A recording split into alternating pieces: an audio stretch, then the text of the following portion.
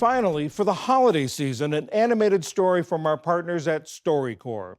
In 1958, when John Cruitt's mother died, his third grade teacher made a small act of kindness that meant a great deal to him.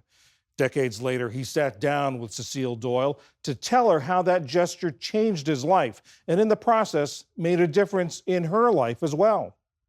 We talked about decorating the Christmas tree when I came home from school that day. But I walked into the living room and my aunt was there.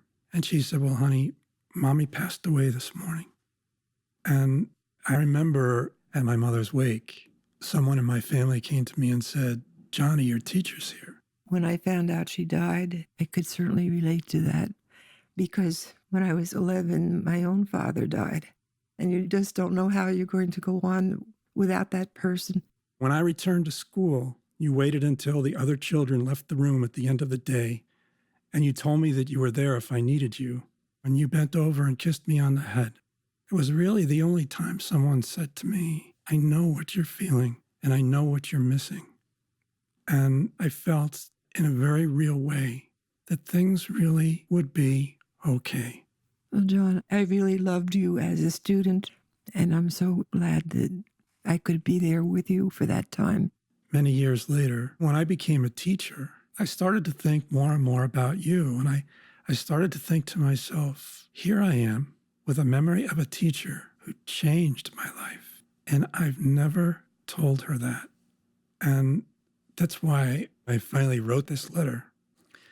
Dear Mrs. Doyle, if you are not the Cecile Doyle who taught English at Emerson School in Kearney, New Jersey, then I'm embarrassed, and you can disregard the sentiments that follow. My name is John Cruitt, and I was in your third grade class during the 1958-1959 school year. 2 days before Christmas, my mother passed away, and you told me that you were there if I needed you. I hope life has been as kind to you as you were to me. God bless you, always. With great fondness, John.